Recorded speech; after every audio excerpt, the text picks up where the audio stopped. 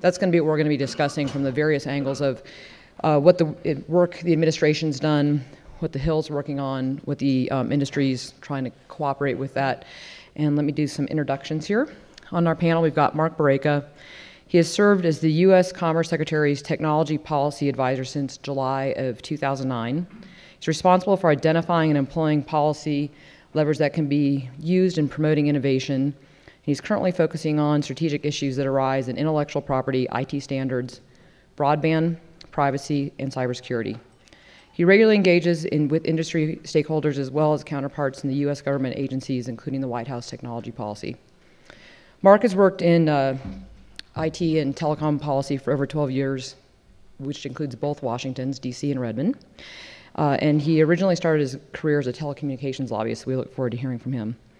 Kevin Gronberg is a senior policy advisor to the Committee on Homeland Security, where he works with both Chairman Peter King and Dan Lundgren, and will be talking to us about more or less the process that they're going through right now on the House side for Homeland, for how they're dealing with cybersecurity.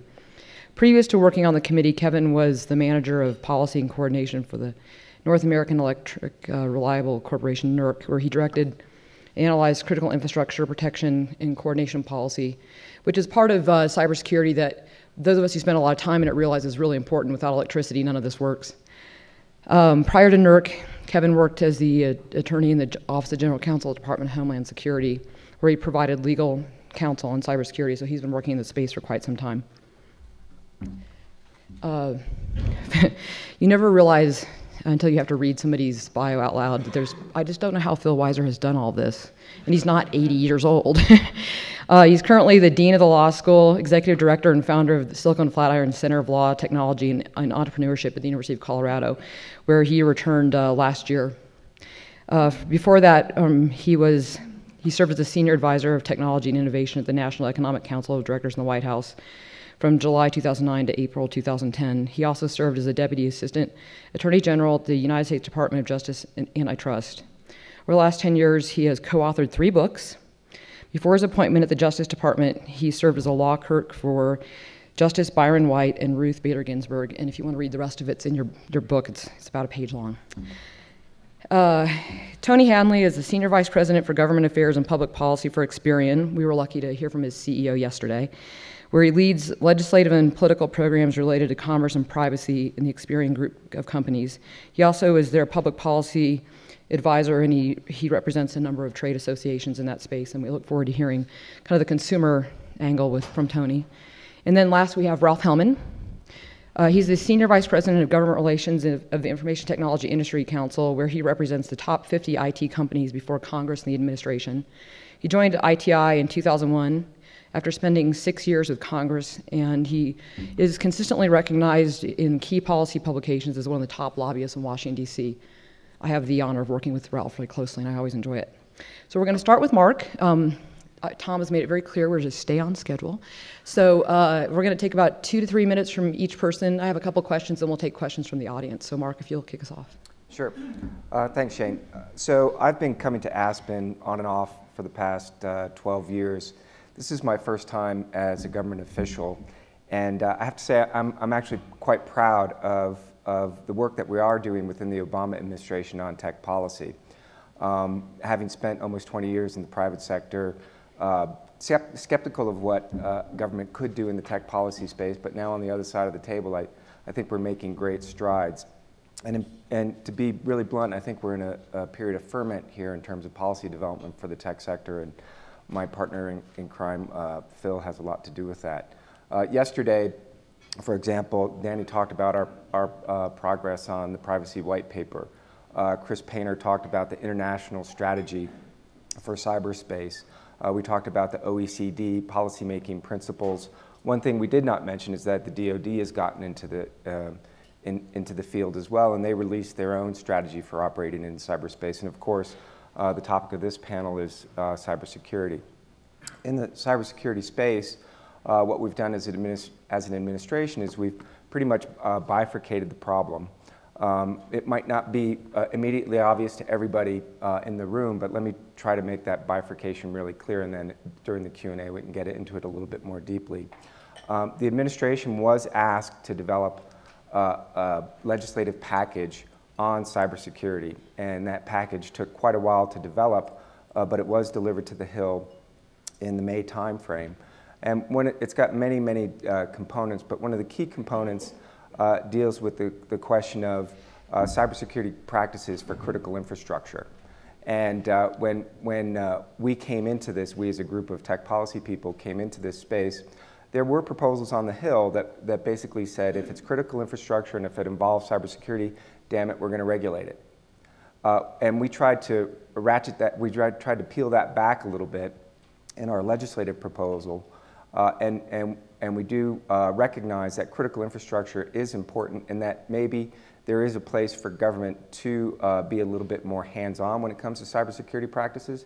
But what we tried to put forward in the legislative package was more of a negotiated rulemaking, or as people from the FCC bar know, notice and comment rulemaking, so that there's a vibrant conversation between critical infrastructure providers, other stakeholders, and the government about what those best practices ought to be.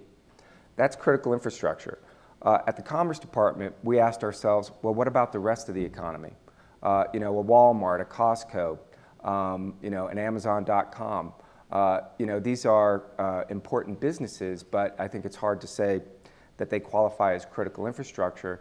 That said, there's a societal interest in making sure that those big guys, as well as small and medium-sized businesses, also adopt best practices. And so in this space, we at the Commerce Department put out a green paper last year, and we asked the question, how do we create the right incentives to get the quote-unquote rest of the economy to develop and then adhere to best cybersecurity practices? And our strategy here is much in line with what Danny described yesterday with respect to privacy, and that is to solicit input from stakeholders, put out some initial proposals in a green paper, and then move forward to a white paper where we have an official administration view. The cybersecurity work around the rest of the economy, what we've called the innovation and information base, is a little bit behind. We're probably in a position where we might put out a white paper towards the end of the year. But we'll be looking at what the government can do. We'll be making recommendations about what the government might be able to do to create incentives, whether it's through liability protections, what we can do to establish maybe insurance mechanisms. We've just closed out the commenting period on our initial cut, and we're sorting through comments. Many people, to be honest, you know, gave us yesterday's proposals like there ought to be, you know, a bevy of tax incentives for people to adopt best cybersecurity practices. I think in today's day and age, some of those proposals won't fly, but we are assimilating the feedback, and by the end of the year, hope to have a white paper. I'll stop there and I think get into individual questions around proper incentives during the Q&A rather than consume time here. Great, thanks, Mark. Kevin, you want to kind of walk us through the process you're going through on the House side? Sure, thank you. And I just wanted to, thank the Technology Policy Institute and Shane for having this cybersecurity panel. I've done cybersecurity conferences in the past, and it seems like they speak to the choir, preach to the choir quite a bit. And so we foment about the need for security and the need for protecting our critical infrastructure, and everybody's yes, yes, yes. And we walk out and we realize that we've only been talking amongst ourselves. So reaching out to really the tech policy and the economic element which you all represent, I see as a great step forward. So thank you very much for facilitating that. My name is Kevin Gronberg. I'm Senior Counsel for the House Committee on Homeland Security. And as Mark mentioned, there's been a number of, and as you probably all know, there's been a number of cybersecurity related legislation that has been proposed and not really moved that well on both sides of the Hill, Senate and House, over the past year and a half, 2 years. The Senate has been kind of tied in knots to a certain extent with regard to some of their proposals. One proposal out of the Senate Homeland Security and Government Affairs Committee was a large, comprehensive piece of legislation had a lot of good points to it, had some points that some House members may not agree with. But that was introduced last year, last Congress. It was taken over to the House side, introduced as is, and promptly referred to 9 different committees, which makes it extremely difficult, if not impossible, to get through the process on the House side. With the new majority coming in January, Speaker Boehner and Majority Leader Cantor realized that cybersecurity is an important issue, and there needs to be some work done on it legislatively. And they tasked Mac Thornberry from Texas to head a task force of the 9 major committees, as well as some 3 at-large members, to develop a Republican conference point of view with regard to comprehensive cybersecurity legislation. That, I think, shows that the Speaker does believe this is an important issue. That task force was convened in July, promptly had a number of meetings amongst the members. All of them showed quite a grasp of this subject, which honestly I was a little bit surprised, but they did a great job. And so we are currently developing recommendations to the Speaker as to what needs to belong in a comprehensive cybersecurity bill. And then those recommendations will go to the Speaker. The expectation is the Speaker will then turn to the committee chairman and say, okay, committee chairman, please go through regular order and please try to hit these particular issues. From the Homeland Security Committee's point of view, we are trying to do that. We have put out a discussion draft of what we believe is within our jurisdiction, so it's far from comprehensive. We understand that. But we will be working with the task force to make sure that our piece of legislation is within the recommendations, and we look forward to working with the Senate as we get a more comprehensive piece with all the various committees. It's a long road, I was extremely optimistic earlier this year. Each day that goes by, my optimism takes a bit of a hit. But I think it is a positive step with the creation of the task force. I know it's just yet another task force, yet another committee, yet another Blue Ribbon Commission. But I think there is some momentum that is building in the House finally, and I think we'll be able to get something within the next year or so. Great, thank you. Phil, someone who started on the inside in this process and now is on the outside, but according to your bio, probably advising everybody who's important in our world. We look forward to hearing what you have to say. Thank you, Shane. I have to say a lot of people are cynical about how government works and what it can do.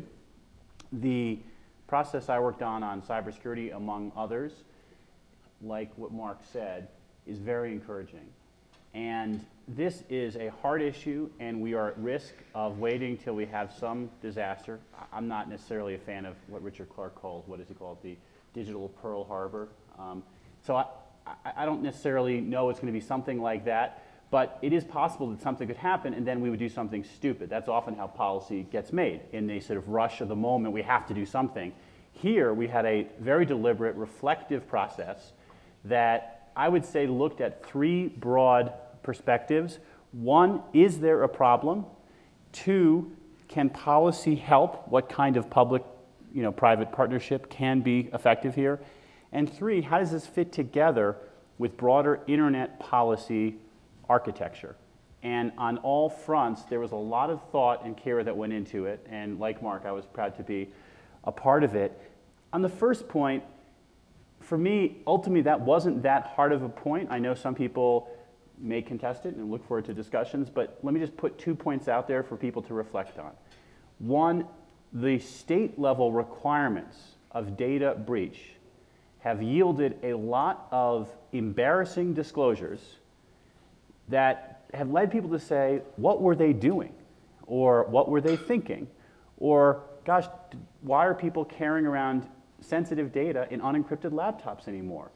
And that lack of sophistication is because in cybersecurity practices, unlike, say, accounting practices, there has not been a normalization and consistent commitment to protecting sensitive information.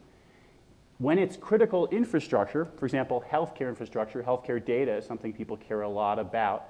Healthcare systems being compromised can actually be a matter of life and death. HIPAA wasn't all that impactful in raising the quality of people's practice. And I suspect even today you can go to some hospitals and find open wireless networks on which sensitive data is riding over.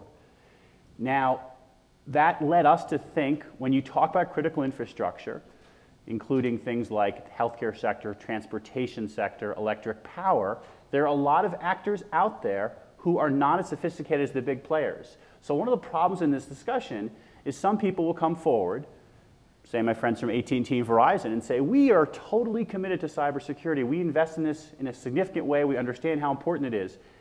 And then one answer back is, well, have you talked to some of your smaller brethren, and are they up to par, and do they know what you know?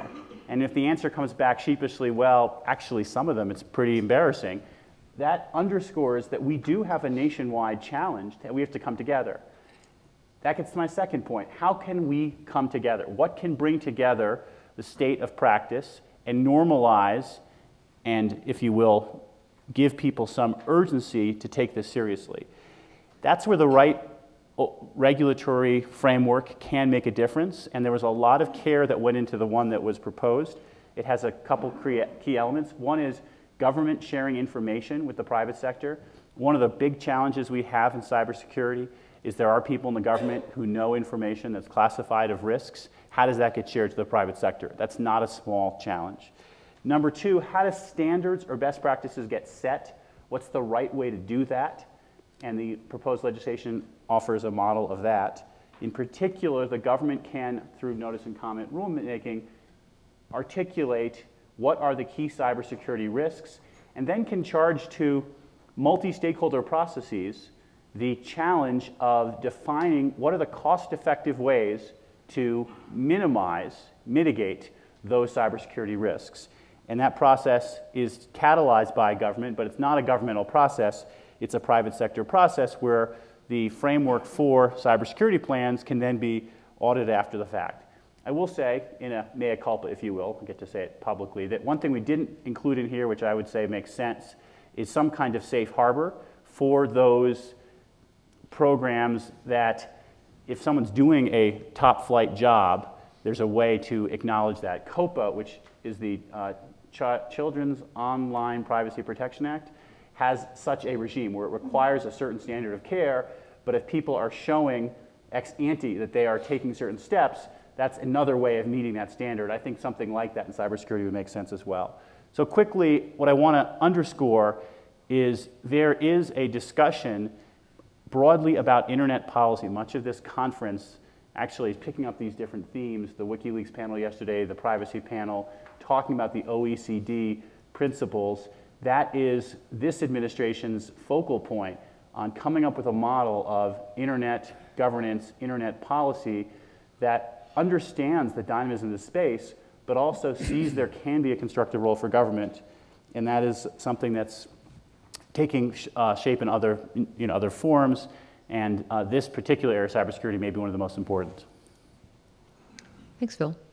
Tony, I see you as kind of the practical application guy. As much as I want to protect all of our networks from cyber hacking attacks, what I really want to make sure is my credit cards work no matter where I am and I can travel.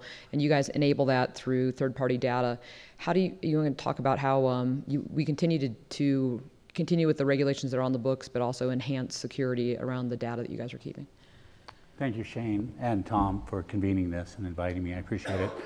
Yesterday, when we heard from Victor, I think he made it clear how important data security is to Experian and companies like ours.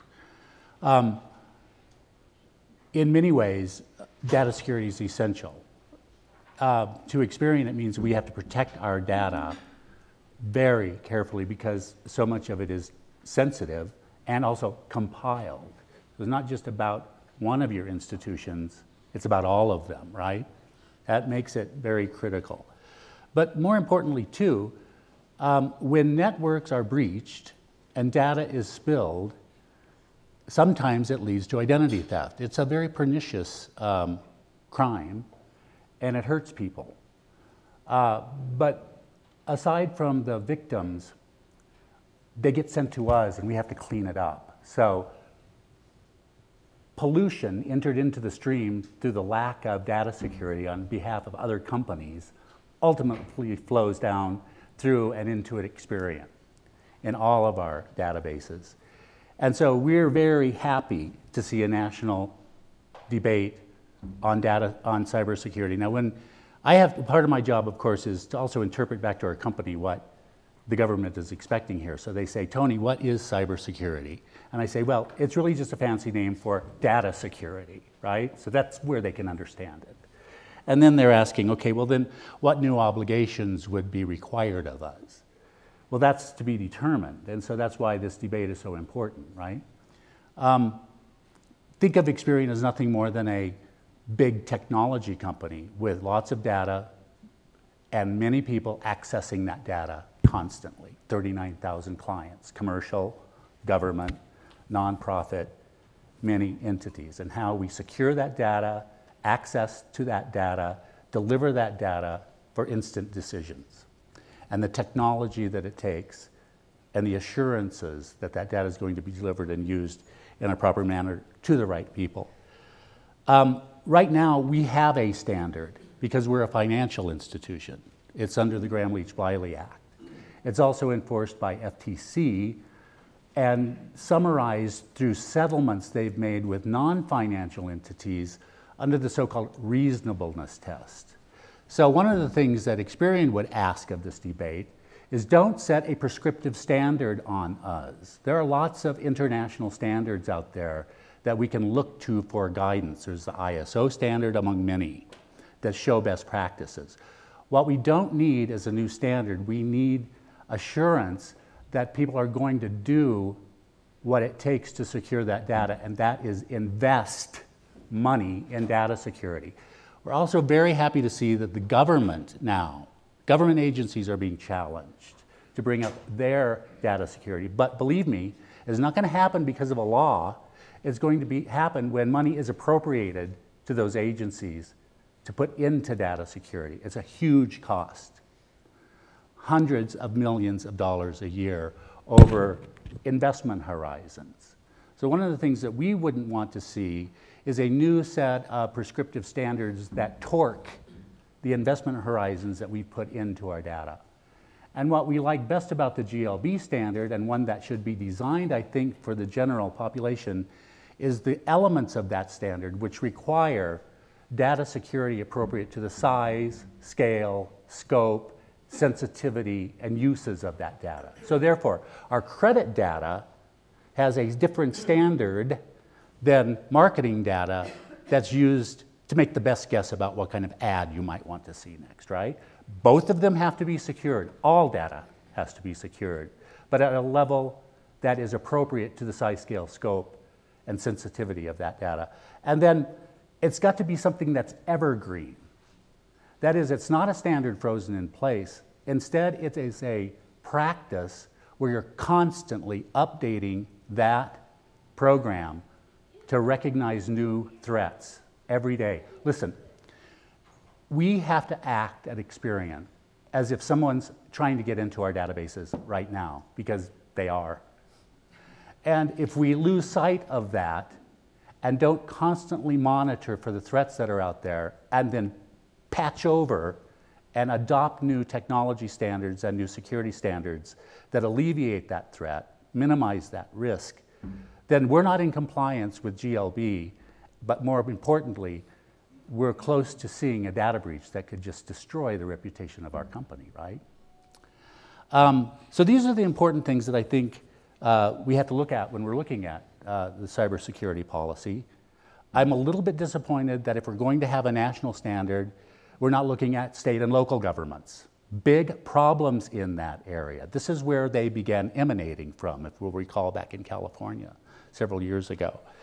And the investment, yes, let's talk about incentives to make that investment. Consistent long-term investment. It's a big cost, but it's a cost of doing business, unfortunately. One of the things that we have to realize too is that when you're designing security systems, you're designing systems for access. People have to have access to data, right? And so you're going to have to also design multi-factor authentication processes. Who has access to it? When do they have access to it? And for what terms and conditions? This is either going to be for your own internal people or external people like we deal with in Experian. That multi-factor authentication has to be designed into the system. And we have to make sure, as we're looking at cybersecurity and data security systems, that we're not also dealing with issues that would undermine the very multi-factor authentication processes that occur within data security. What am I talking about?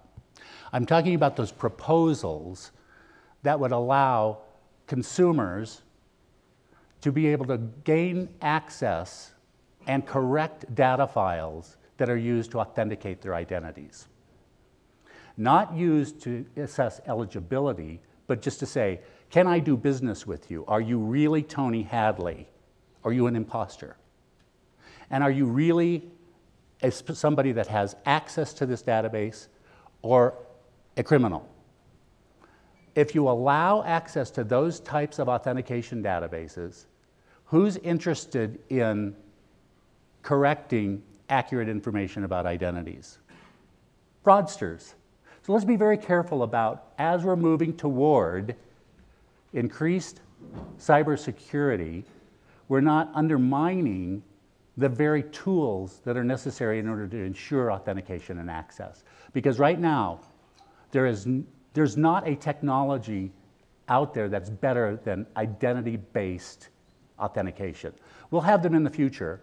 It'll be biometrics. They're emerging, but they're that forever 5 years off. They were 5 years off 5 years ago, and they're 5 years off today. It's a rolling 5 years for biometrics, right?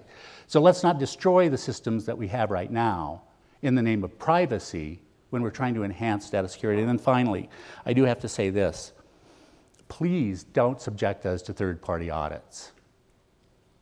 Give us the choice of having a good, robust internal audit or a third-party audit.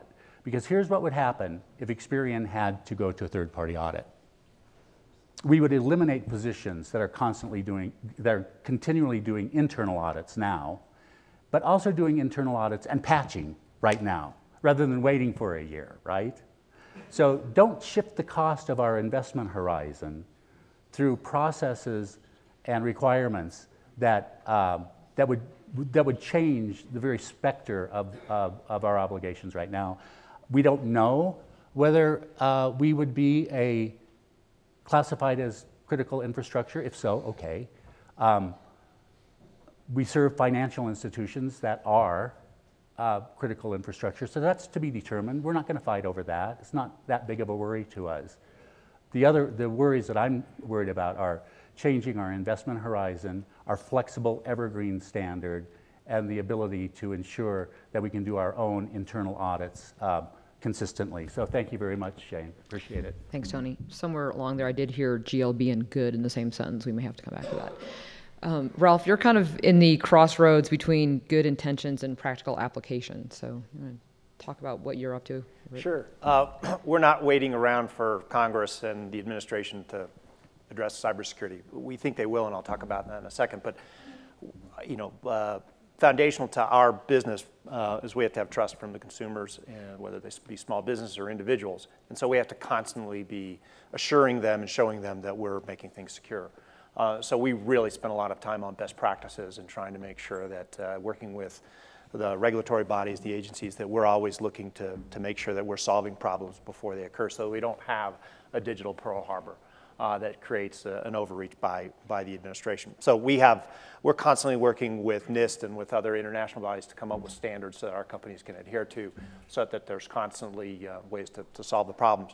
But let me talk about where I think the cybersecurity legislative process is. One of the things I do for the kind of 50 biggest global tech companies is I have to kind of look at the horizon and go, is this really something we need to spend time on? Is this a big enough problem? Do we believe that the lawmakers are actually going to legislate or regulators are going to regulate in this area and that we need to be engaged in this process? If you asked me a year or two ago at one of these conferences where cybersecurity would be on that list, I would have probably told you it was tier 3.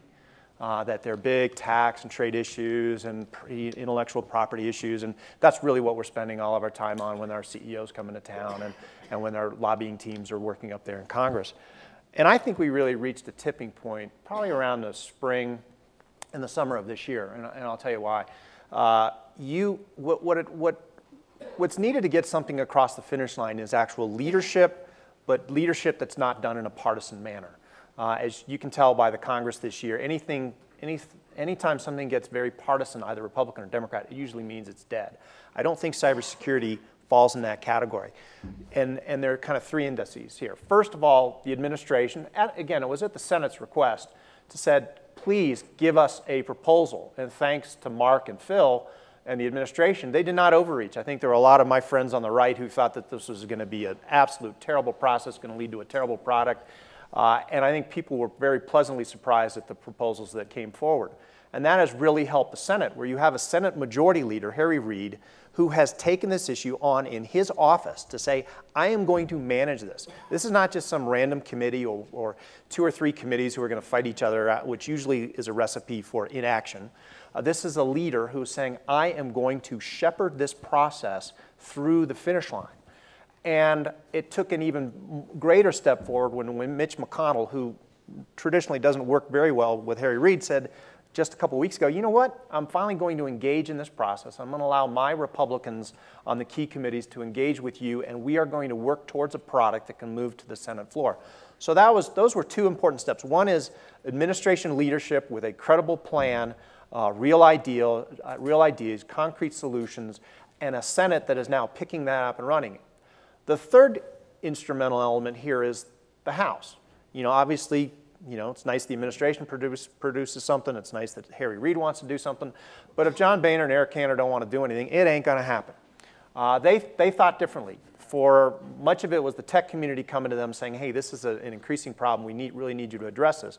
They put this on their top tier list of issues to consider. They created the task force. Mac Thornberry is a really decent guy. He's a former staffer, so he's not a prima donna who wants to go out there and make headlines. He wants the committees to actually produce something that is working in the right direction. So he goes to a Dan Lundgren, who is going to shepherd this process through Homeland Security, or a Mike McCall, who's going to work for the Science Committee, or Bob Goodlatte of the Judiciary Committee. And those guys are going to work on a bipartisan basis. They may not treat this the way the Senate is, where everything gets put into one big package and goes across the Senate floor in a kind of a 2-week craziness of amendments. The House is a more, they have a different process, so they're going to keep pushing pieces of legislation that stack up at the Senate desk, and eventually you're going to have something. So we're like on, the trade deals is probably 100% that those are going to get done, and I think Spectrum with Neil in the room is a kind of a 80 to 90% issue going to get done. I actually think cybersecurity legislation is more than 50-50 right now. And given that they're doing 12-person deficit commissions and appropriations bills and a whole bunch of other priorities out there, those are pretty good odds. I think at the end of the year, we're going to see something that is pretty significant on the cybersecurity front, maybe not the end of this year, but a process that starts this year and concludes next year, where you're going to have Obama signing something pretty significant on cybersecurity. We do have some concerns. We're a little worried about the messaging. When Panetta comes out and says, I'm worried about a digital Pearl Harbor, sometimes you can have overreaction. So we're obviously very nervous about any kind of overreaction, and a lot of people here on the panel have talked about having solutions that address the problem, but they create new ones. I'll give you one example. When they did the Dodd-Frank legislation, they tried to address some issues in the Congo, and you start messing with supply chains and everything else. It gets very, very complicated very quickly, and pretty soon you have a much bigger problem. And so what we're trying to do is avoid overly prescriptive solutions that create government-run standards and everything else. And the second part here is we're very nervous that if we do overreach here, that not necessarily the best actors in the world will look at us and go, well, gee, we can do this here in China, and we can set up an even bigger and higher wall than what you guys have here, what you just created here in the United States. So we're worried about whatever we create here is going, if it's overreach, and is hostile to business is going to be picked up by other countries and done in an even more perverse manner. So there are some things we're watching out for, but I'm actually optimistic that we're going to move something across the finish line this year, or at least this Congress. Great, thanks, Rolf. Yesterday, the New York Times ran a piece about the hacker community has created a website called rankmyhack.com. So when we were negotiating information sharing from the administration and the legislative side and concerns about private sector companies doing audits, apparently the Black Hat community is more than happy to share their best practices. So maybe we'll learn a little bit from them. But I guess one of the questions to you all, especially the ones that are working on current proposals, is that voluntary protection has been a major part, especially of the Commerce Department recommendations in your green paper. How are you going to incentivize private industry to cooperate, and have they been cooperative so far? Yeah, so thanks, Shane. I want to step back to a point that Phil made about how, and Danny made this yesterday, as did Chris, that we are trying to look at all these internet issues holistically, and we're trying to develop a common framework, if you will, for developing policy going forward, and incentivizing stakeholders to develop and adopt best practices is sort of a key problem in each of these spaces, whether it's security, whether it's privacy, whether it's something else. And so we do find ourselves in our internal conversations and deliberations getting into questions around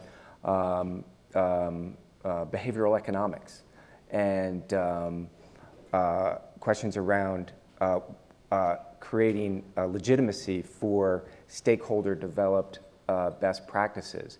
Morgan Reed is in the back there, and I've had a conversation with him about his work on mobile privacy best practices, because he represents a bunch of application developers for the mobile platform. And I said, Morgan, this is great that you're doing work in mobile privacy, but we really need to develop a system whereby what you've developed for your members actually has more gravitas, that it has buy-in from government officials, that it has buy-in from the not-for-profit community, that it's something that can be held up as a true community-developed best practice, and as a result has legitimacy that can be used not only here in the United States, but hopefully be held up as a set of best practices that could be used globally. So that's the process point. And what we're wrestling with in the non-critical infrastructure space in cybersecurity is quite a challenge. What we're trying to do is we're trying to figure out how you chunk out the problem. And I think it's important in this space in particular to understand where you are on the problem landscape. What type of entity, Tony alluded to this, right? Where you don't know if you're critical infrastructure, you don't know what services are or are not. You differentiate between commercial information and other types of information. I mean, this is a very sophisticated or complicated problem that requires participants to understand, like I say, where you are in the problem landscape, and once you identify where you are in the problem landscape, what your solutions are. And so I know this is a lot of high-level commentary, Shane, and you might have been asking for specifics, but I wanted to lay this out so people understood that we in government get it. That, per Ralph's concerns, we're not going to sweep in and, spread across the landscape some cybersecurity solution like it's peanut butter and think that all rules ought to apply in all circumstances. But rather we want to take it in chunks.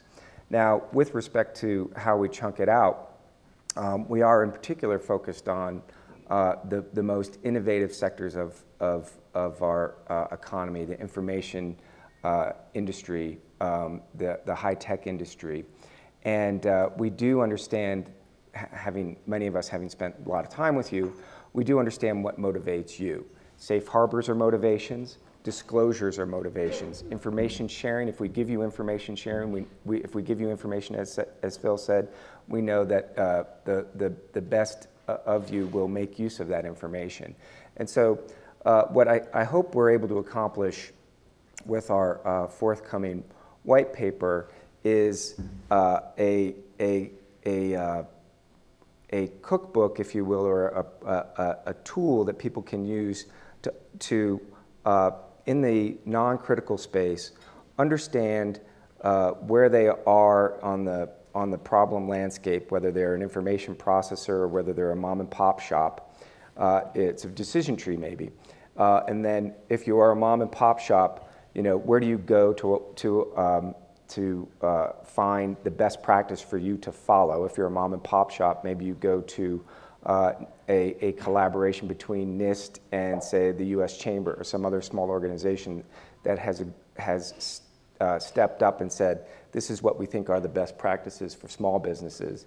If you're an information technology firm, these are the best practices that we think you ought to abide by, including taking advantage of any new information sharing regimes or liability regimes that are proposed for the critical infrastructure.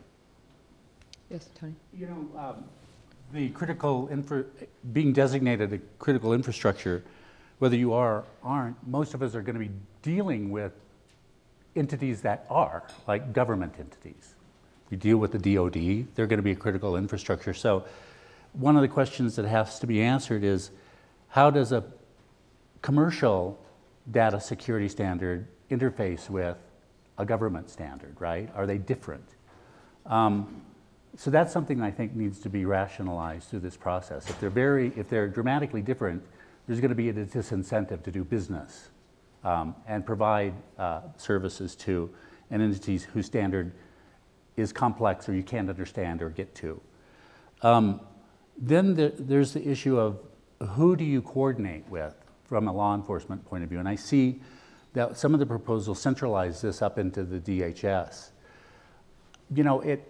It makes sense, depending on where the crimes are happening, to perhaps be a little bit flexible there. We do a lot of coordination already with the FBI and the Secret Service, financial crimes, right? And they have a pretty good expertise there, but our sharing could be better. I'll never forget one time the Secret Service addressed our executives and said, your systems are under attack by Eastern European criminals. And we said, that was 3 months ago, thanks, right? So a little bit more and ready sharing between appropriate government entities on a timely manner without tying up our processes in lots of undue bureaucratic reporting is kind of going to be important and essential and something that really needs to be thought through as well, I think.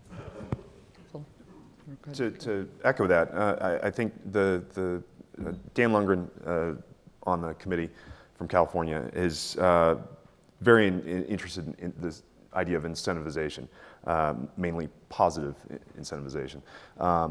And part of that, we see it as we need to improve the information sharing paradigm, and what does the public-private partnership actually mean?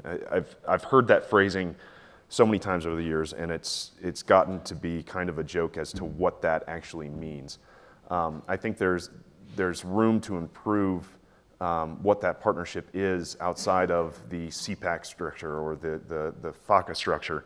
And whether it's within the critical infrastructure or whether it's within the improving the overall global technology economy on the pardon me, on the more commercial side, there are ways to improve that partnership, and they devolve into better information sharing, both from the government to the private sector, within the private sector itself, and then between the private sector and the government sector.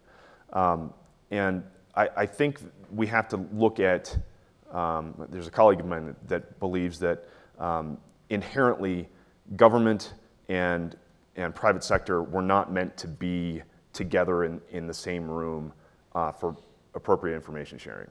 There's advantage to various private sector entities that are chosen, and then those that are not chosen, and then there's limitations on the sharing of classified information. I'm not sure if I completely agree with all of that, but there are inherent problems with the current model, and most have been disappointed with the speed of the information. Usually it's not the quality of the information, it's usually the speed that is usually complained about. We've looked into different possibilities, whether it's moving a clearinghouse outside of the government so that the private sector has a say in the development of the structure in which they are going to be sharing their information. I know I'm not a huge fan of sharing more information with the government than I absolutely need to, and I think that's kind of at the same time, no one's jumping at sharing information that they don't have to with the government. If we can move that clearinghouse structure, a trusted structure outside of the government, I think we may have a better pickup of the information sharing within the private sector. That being said, I don't think that brings everybody to the table. I think there are other incentives that need to bring folks to that information sharing table. Whether it's elements of R&D, whether it's tax incentives, I don't think, I agree with you, I don't think those are going to fly in this resource economic situation that we're currently in. But we need to somehow improve that paradigm of information sharing. We have some ideas.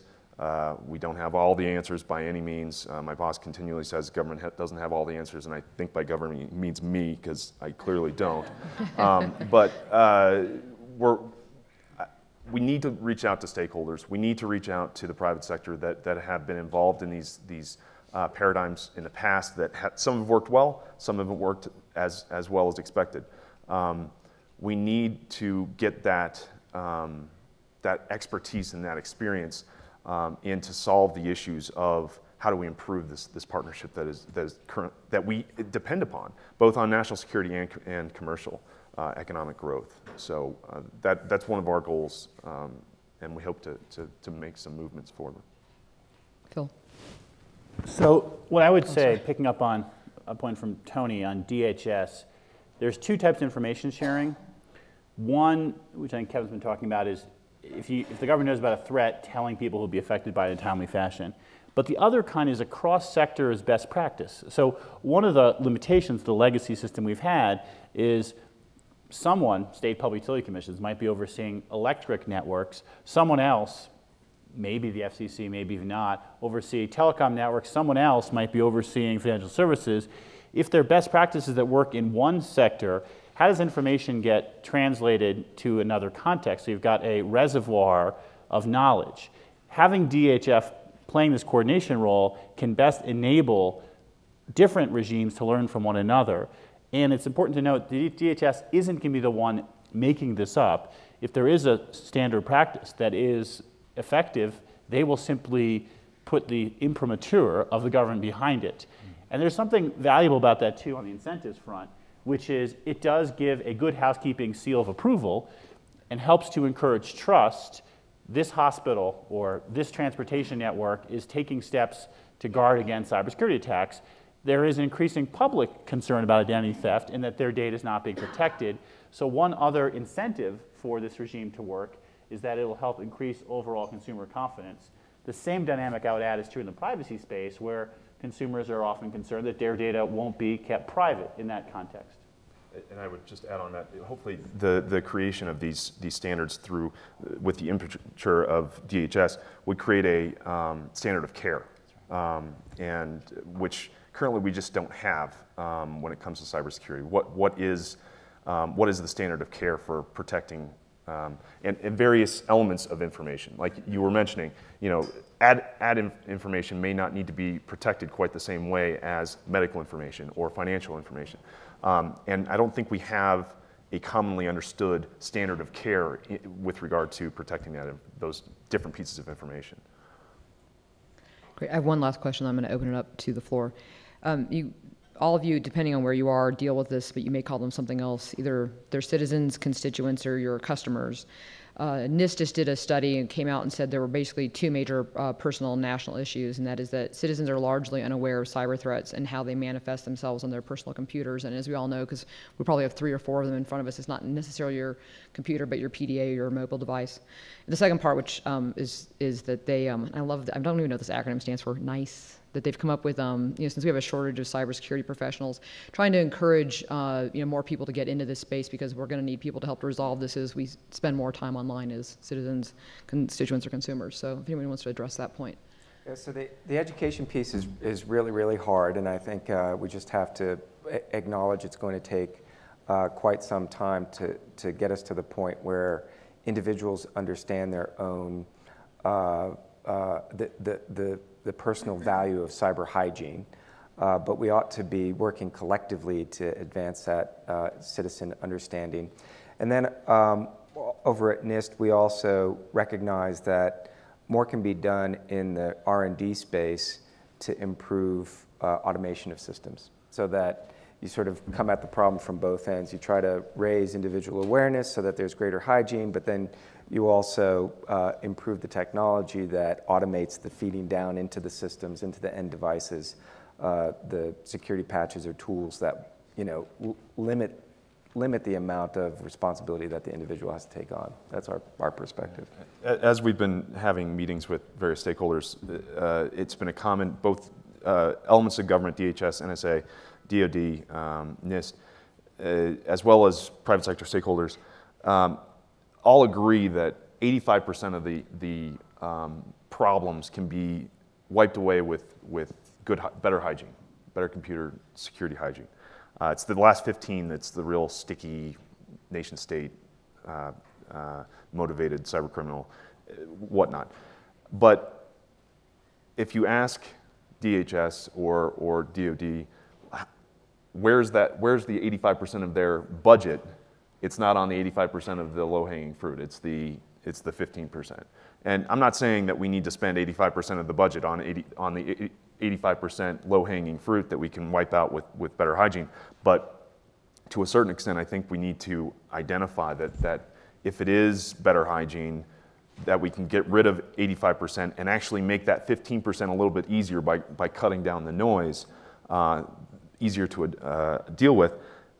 We do need to adjust our thinking on how we go about improving our systems on a commercial homeowner or home user educational basis. And I think the NICE proposal is a step in the right direction.